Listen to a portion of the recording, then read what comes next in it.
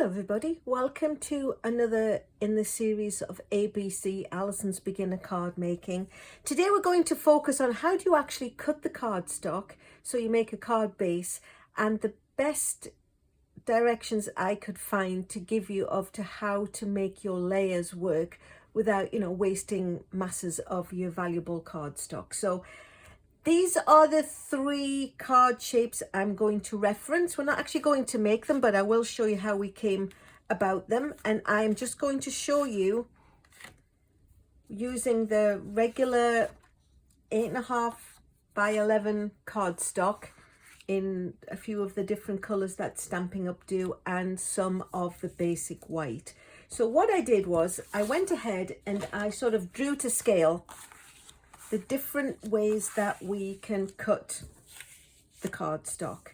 So I don't know if you want to take a screenshot or make, pause the video and make a little copy.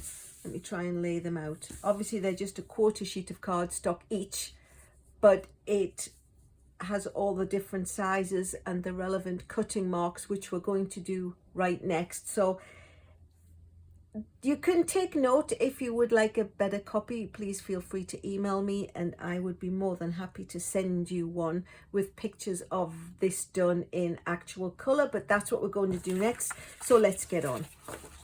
I'm going to take the Stampin' Up! Paper cutter and scoring board. That's one of the ones I recommended for you in the very first video. The best part about it is it's got all the measurements down to 8/16 of an inch. We're not going to go into 8ths and 16ths. I think we can make some pretty nice cards using just quarters, which is the basic layering down size to get you started. So first of all, we will do one that looks like this. So we're going to score it at 4 1/4. So you take the piece of cardstock, the whole piece of cardstock, and you find where 4 1/4 is on the paper cutter.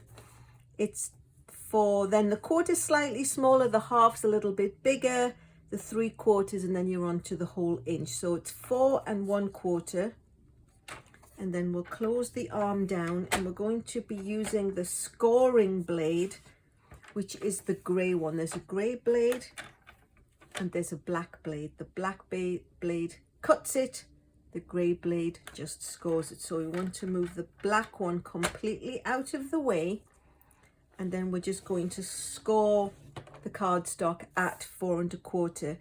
Now you'll notice I've done the whole sheet because usually I'm going to use that same color again. If you only wanted to make one card, you could just cut it and then score just that piece. But I thought while I had the paper cutter out, I might as well go ahead and do the whole thing. So now that it's scored at the halfway mark, the other point says cut at 5 1/2. So we'll line the edge of the cardstock up at 5 1/2. And this time we're going to cut it. So we're going to leave the scoring blade out of the way. And we're going to bring in the black blade and we're going to cut it. So now we've got two identical card bases. Now the rule of thumb, the trick is when you've used a scoring blade is to one side of it, it's hard to sort of show, one side is like a little valley and on the other side it's a little bit lumpy. So what you need to do, it's all to do with the way the fibers are broken down to make the scoring easier so you don't split your cardstock. Although the Stampin' Up! Cardstock is really high quality, so it doesn't tend to split. You're going to fold it with the ridge on the inside where it's already been dented on the outside. And because we did it with the scoring blade, it should line up nicely.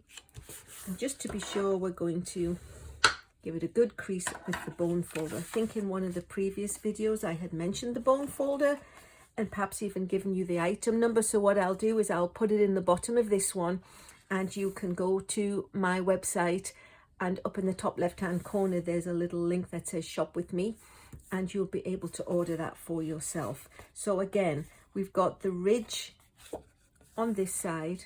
I've got like a little valley gully on this side. So that's the way we're going to fold it. And give it a nice sharp crease. And then we've got two basic card bases that are 4 1/4 by 5 1/2, exactly the same. So we'll use those momentarily. What we're going to do next is I'll show you how to cut them a different way on. So what you do, we'll just change out the little directions.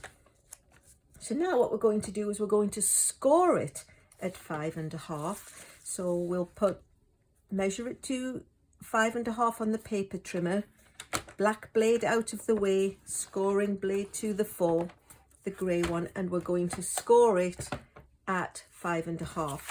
And then we're going to turn it around and we're going to line it up at 4 1/4. This time we're going to cut it at that point. So now we've got two tall and skinny pieces of cardstock, I guess you could call it, as opposed to short and fat ones. And then we'll use it where the dip goes down and fold it that way and give it a nice sharp crease with the bone folder. Oops, I think I bumped my camera. And again with the other one, just because we're double timing it and doing two at once. So we've now got a card base that opens that way and a card base that opens that way. They're both the same. They're both 4 1/4 by 5 1/2. As you can see, they're both the same size.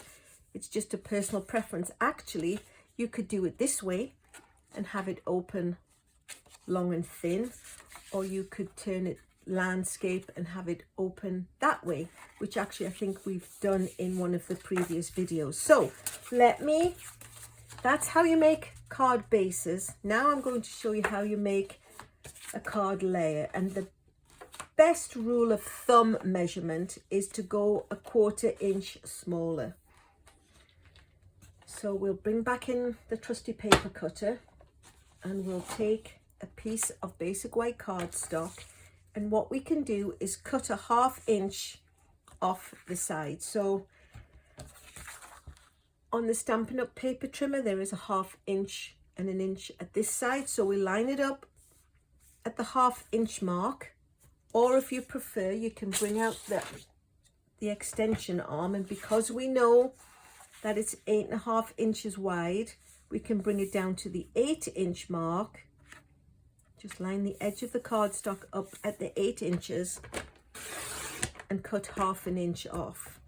And then the same with the other direction, it needs to be 10 1/2. So you could either cut the 1/2 inch at this side, or you line your 11 inch cardstock up and move it down to 10 1/2 and cut the 1/2 inch piece off. So what we've got now is a piece of cardstock that is 8 by 10 1/2.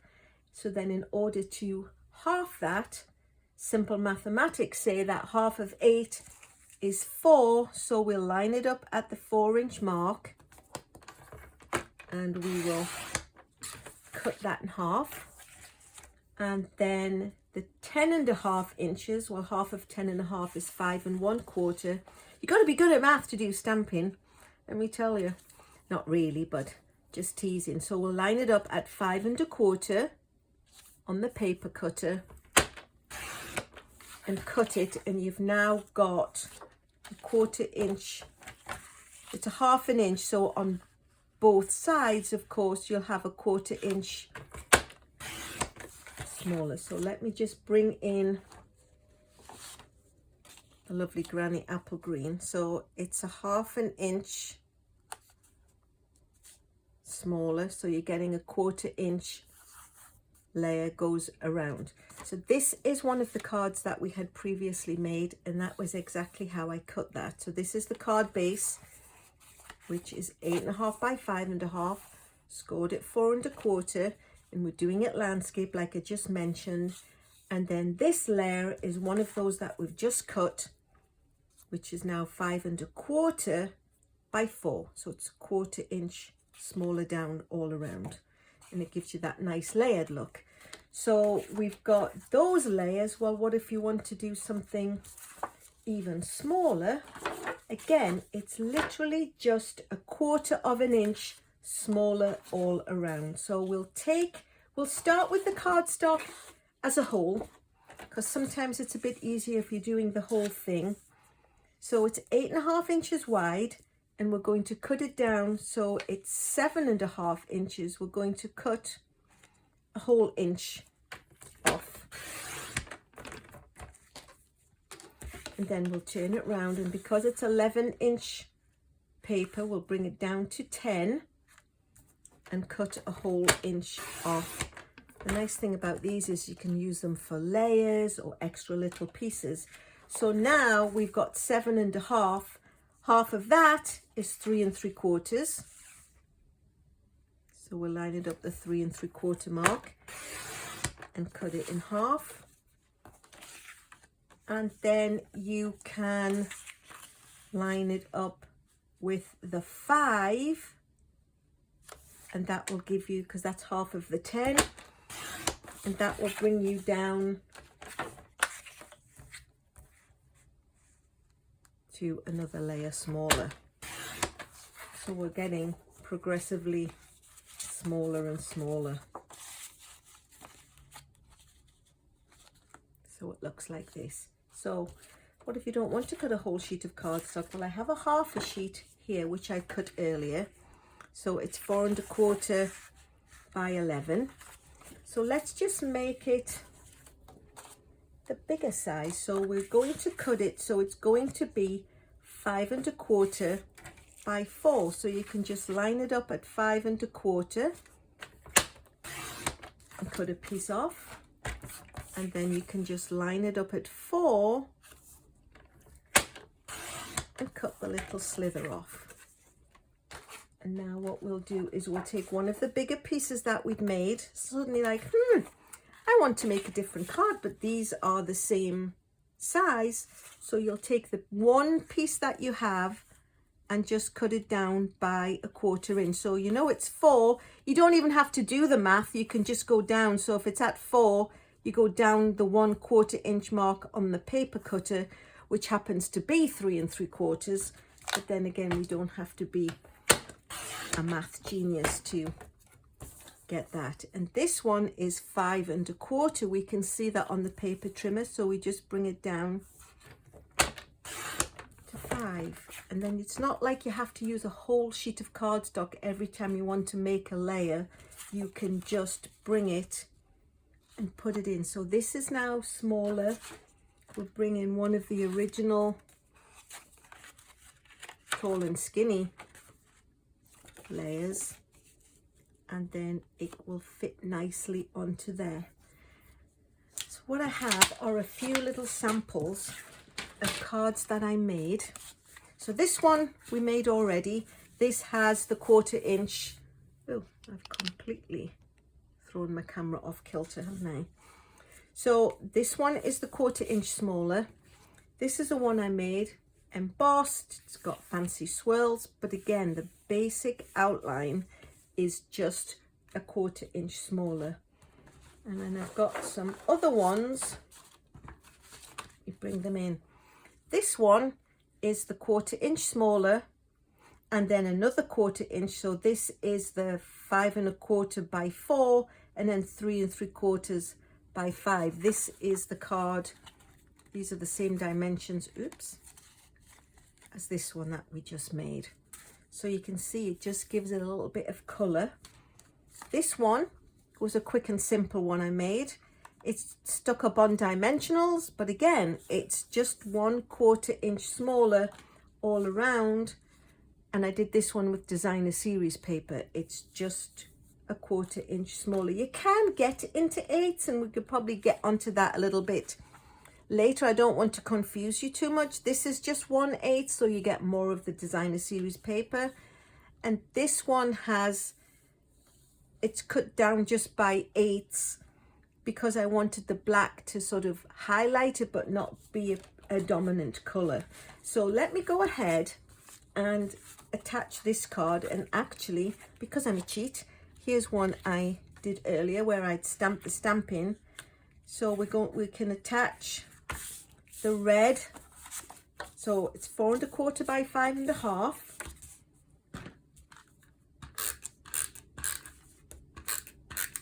And then it's 4 by 5 1/4. And then it sticks on. And then we could go ahead and stick this one on, or I know I had recommended you dimensionals, so we can just pop a few in the corners and one down the long side just to give it a little bit of support. So we'll squick those off really quickly, fling them across my stamping room, which always makes me laugh because then at some point in time I've got to go and find all of them.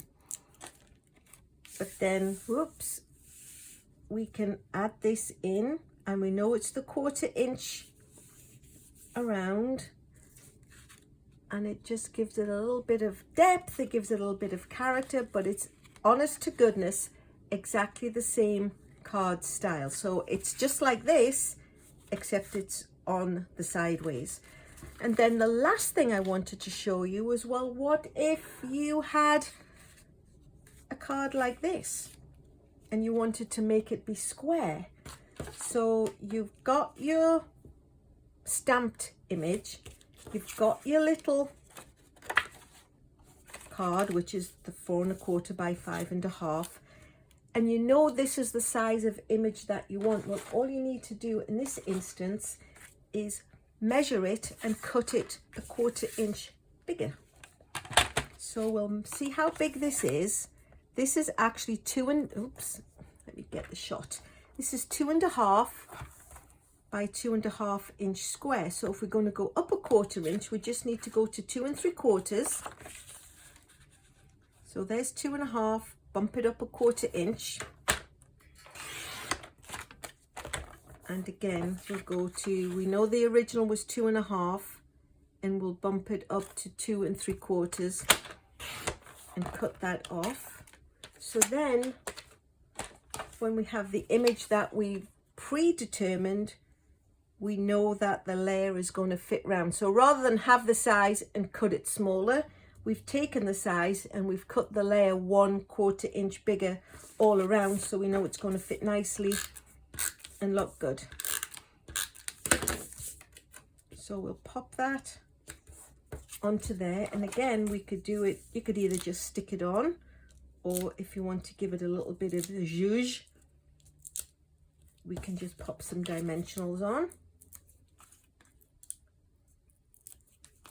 fling those off into the blue beyond,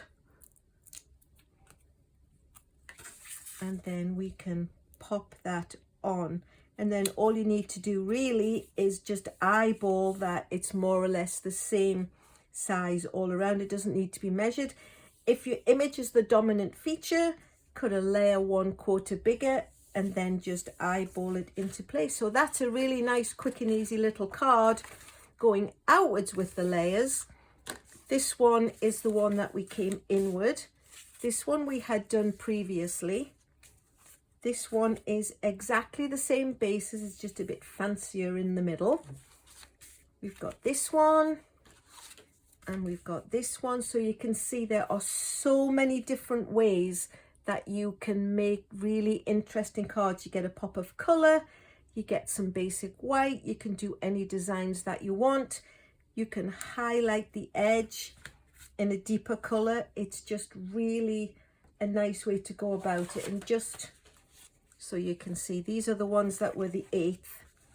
And then last but not least, I had this one where I wanted that white strip and it's going across. It doesn't even have the 1/4 inch layer. I just cut it, it's 5 1/2, and it was 5 1/2 plus a 1/4 inch.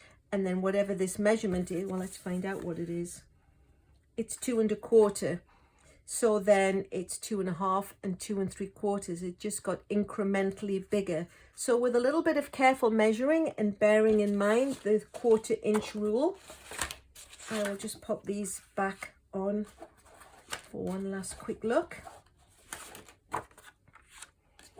You can nicely make layers that add a real sense of colour and professionalism to your card. So give it a try. If you've got any questions, please feel free to email me or message me in the comments box below. I'm here to help you. And if you would like to subscribe, please do. If you like to ring the bell, please do. If there are any of the supplies that you would like to buy, if you go to my website, you can find the shop with me up in the top left hand corner. If you don't have a demonstrator, I would love to be your person, so please just reach out and get in touch. And in the meantime, thanks so much for watching.